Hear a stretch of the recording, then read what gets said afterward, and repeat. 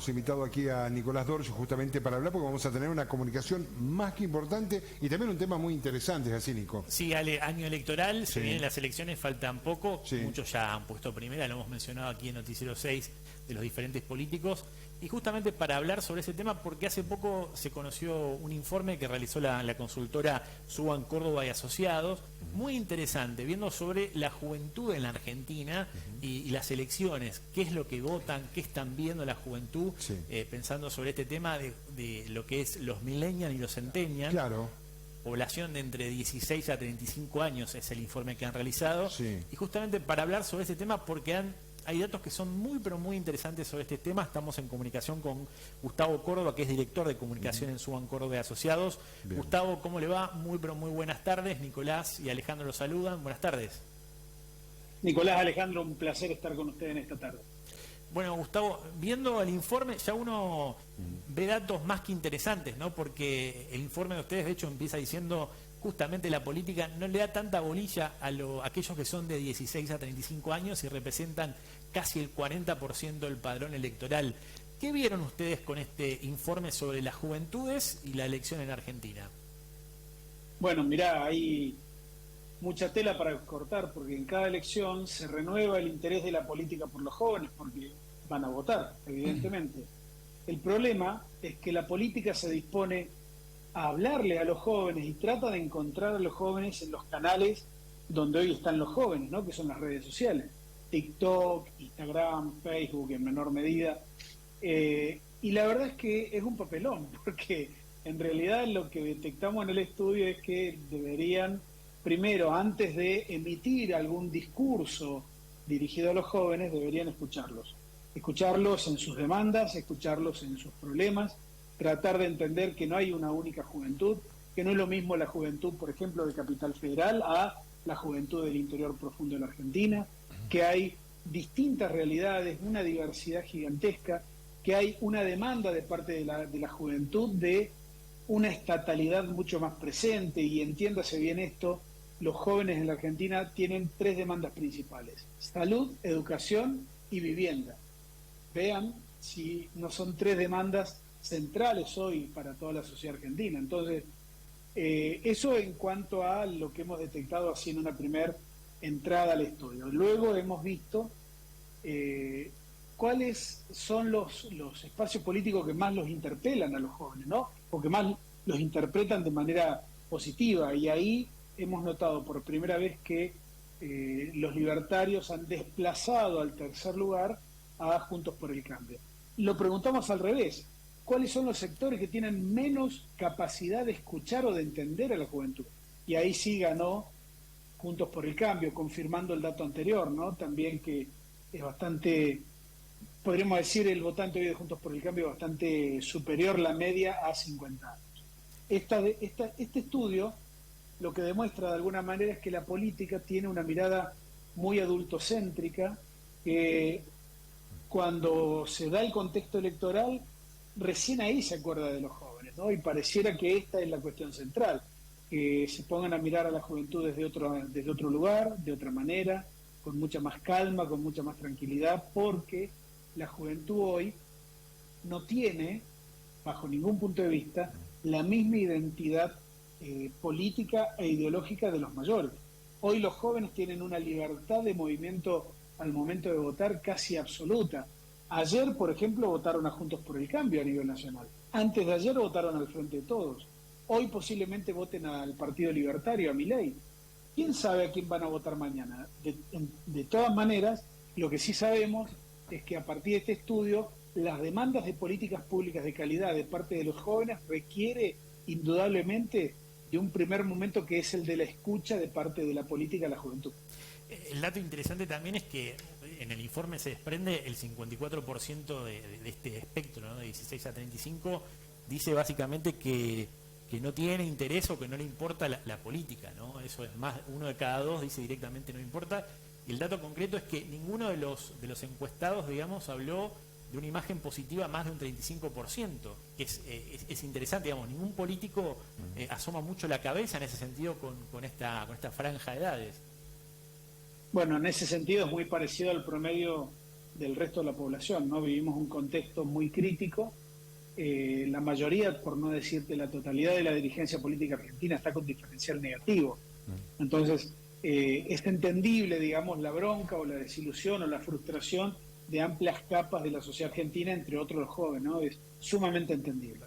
También me parece, Nico y Gustavo, me parece que también hubo como un desentendimiento de las dos partes, me parece, teniendo en cuenta esto de que hay muchos jóvenes que no les interesa de alguna manera interiorizarse en la política, como que los partidos políticos no los tuvieron en cuenta, pero tampoco los jóvenes, digamos, tuvieron eso de acercarse o de interiorizarse y de saber que tienen el poder de cambiar un país de alguna manera, porque con un porcentaje tan alto de jóvenes lo tienen.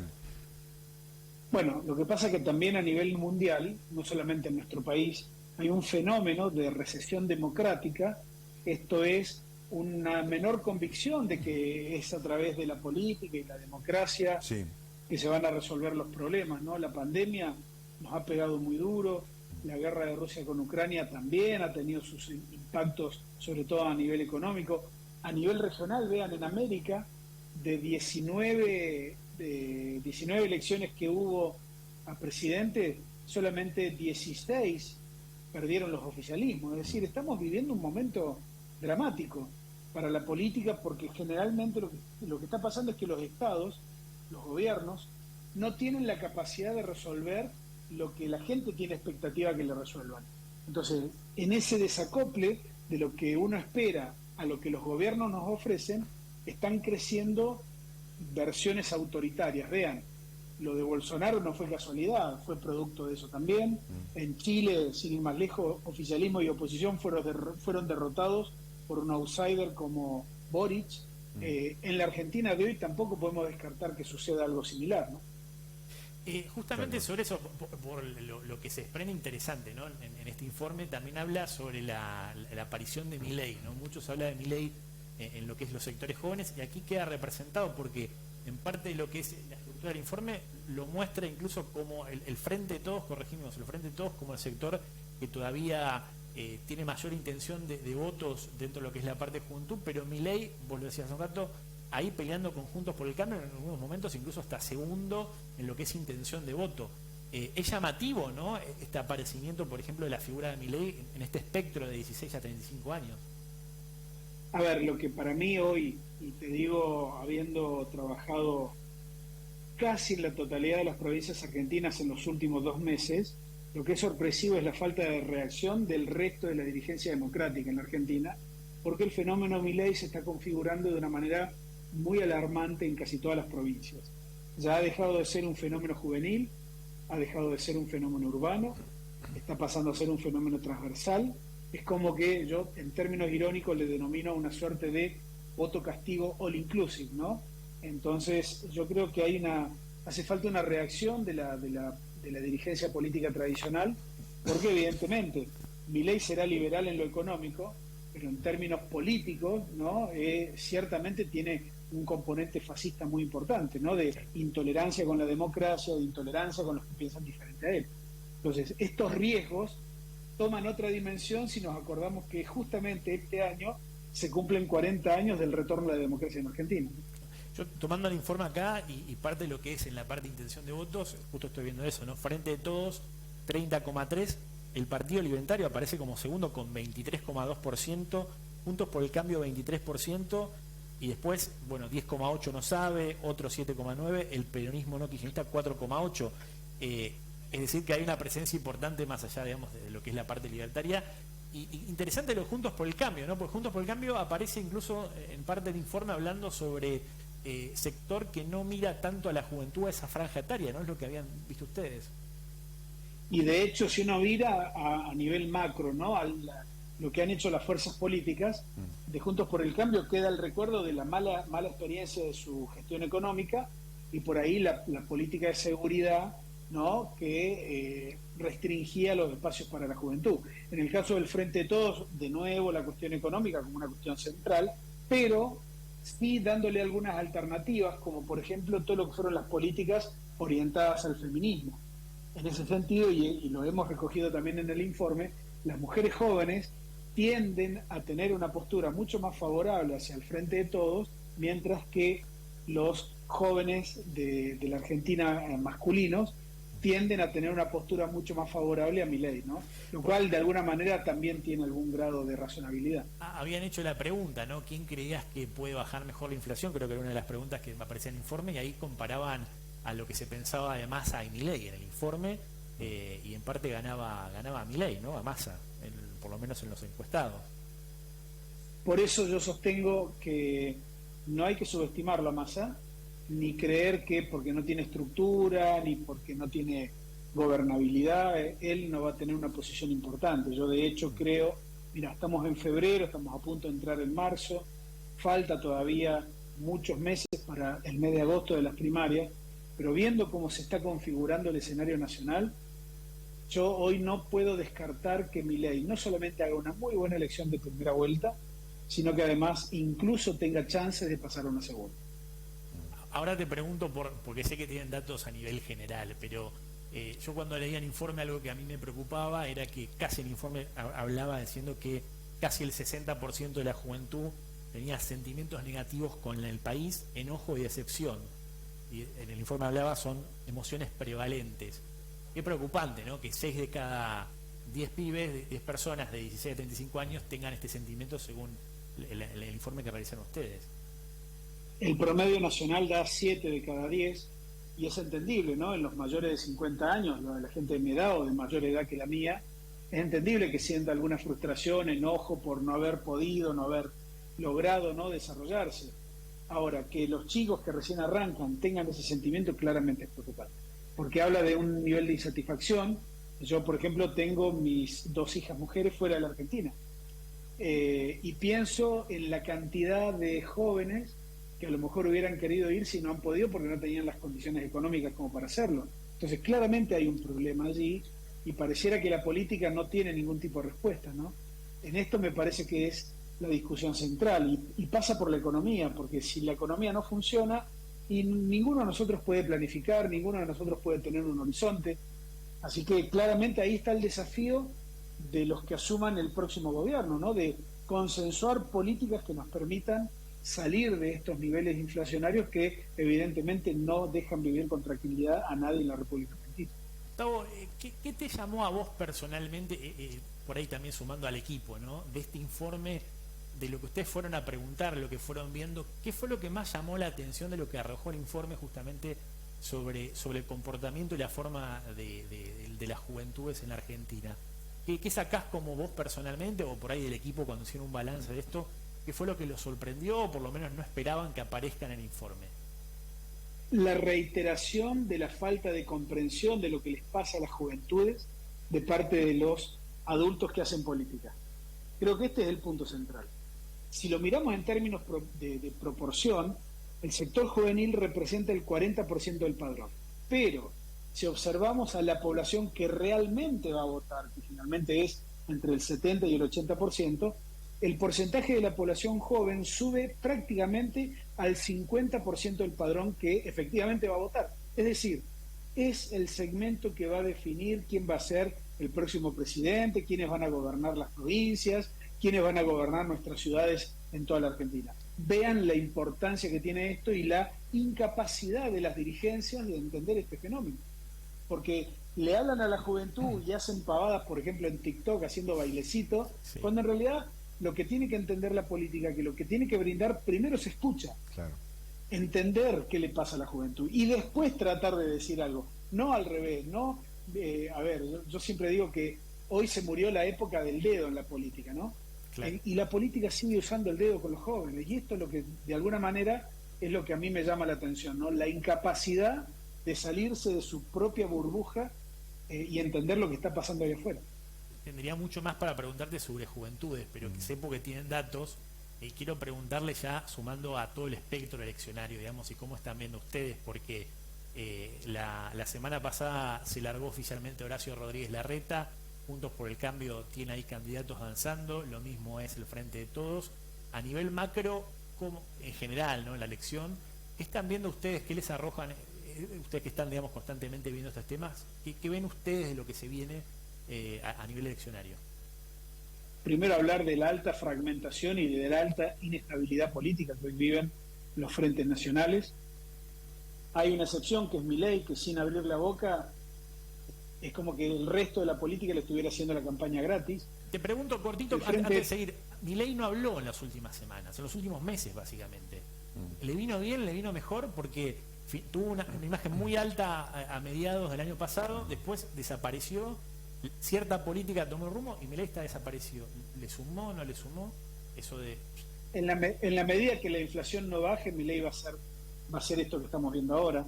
Y el Frente de Todos tiene un desafío. Primero, bajar la inflación. Segundo, encontrar una estrategia electoral que atenti, ¿no?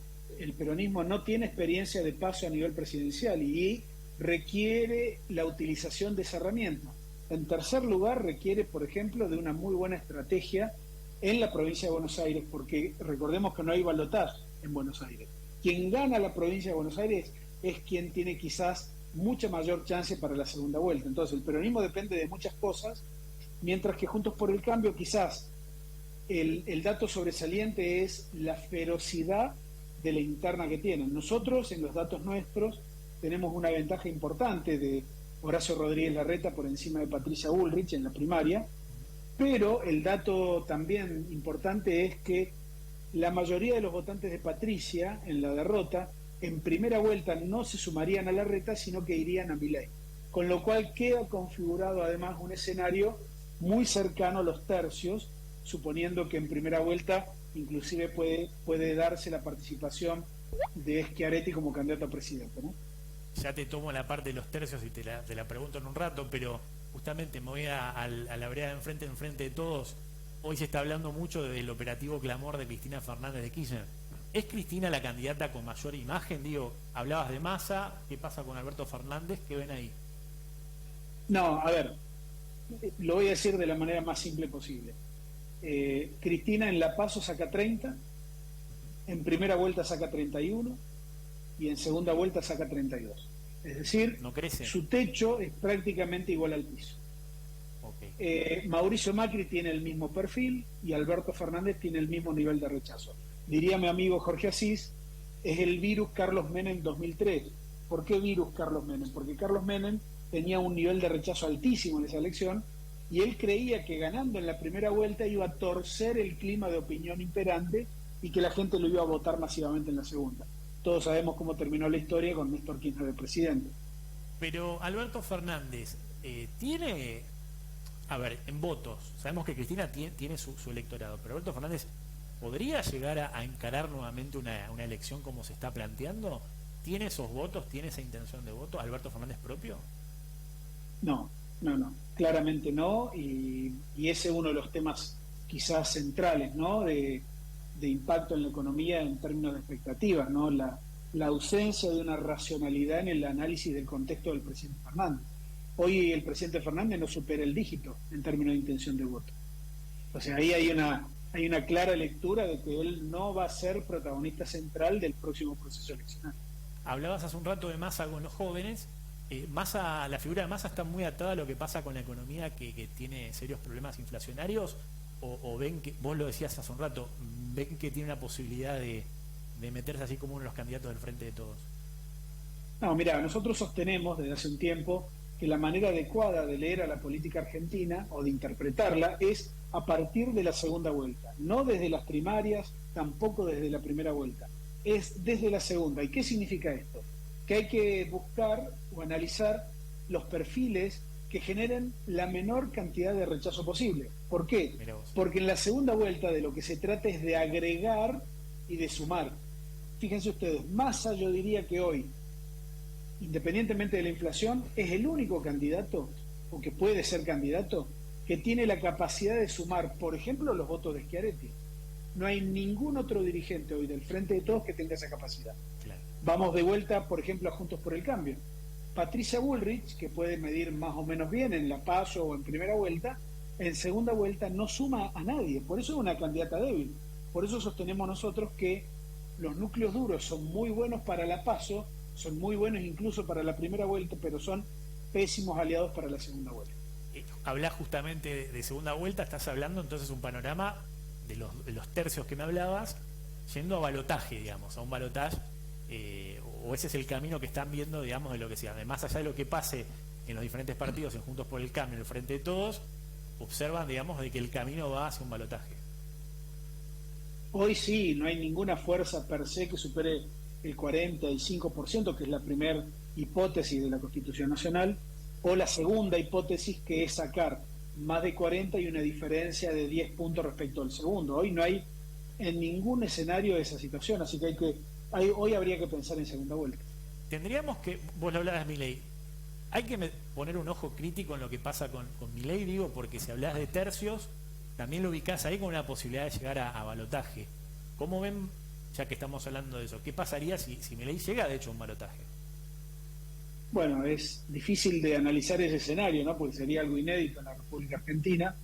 Uno se preguntaría respecto de qué gobernabilidad tendría un presidente prácticamente sin miembros en las cámaras de tanto diputados como senadores, porque van a ser una minoría. Va a tener mayoría opositora en ambas cámaras, con gobernadores opositores, la totalidad de los gobernadores de la Argentina. Sería todo un desafío para la ingobernabilidad argentina. Habrá que verlo, habrá que verlo. De cualquier modo, yo ya les dije y reitero, Milei tiene hoy quizás las mismas chances que el resto, que Larreta o que Massa, de llegar a la segunda vuelta y disputar ahí con chances. ¿Cuál es el tema? Si Milei se enfrentase a un dirigente núcleo duro, algo de chance tendría. Ahora, si Milei se enfrenta a Massa o a Larreta, pierde de manera categórica con ambos. Interesantísimo. Pregunto, sí, así como curioso, datos de provincia de Buenos Aires, porque juega un rol fundamental. Se habla mucho de Kicillof, se habla también de Santilli. ¿Qué están manejando en eso? ¿Tiene algún dato, por ejemplo? Sí, no está mal Kicillof, no está mal en la evaluación de gestión. La provincia de Buenos Aires, no voy a decir nada nuevo, es el teatro más importante que tiene la política argentina. El país, ustedes y nosotros bailamos la música de la provincia de Buenos Aires. Está bien Kicillof, pero puede ser influido también por la cuestión inflacionaria. Hasta hoy uno puede ver un escenario en el cual Kicillof tiene un margen como para pensar en un triunfo, pero diría que es un proceso bastante delicado lo que separa el hoy hasta que se vote en octubre la elección de gobernador.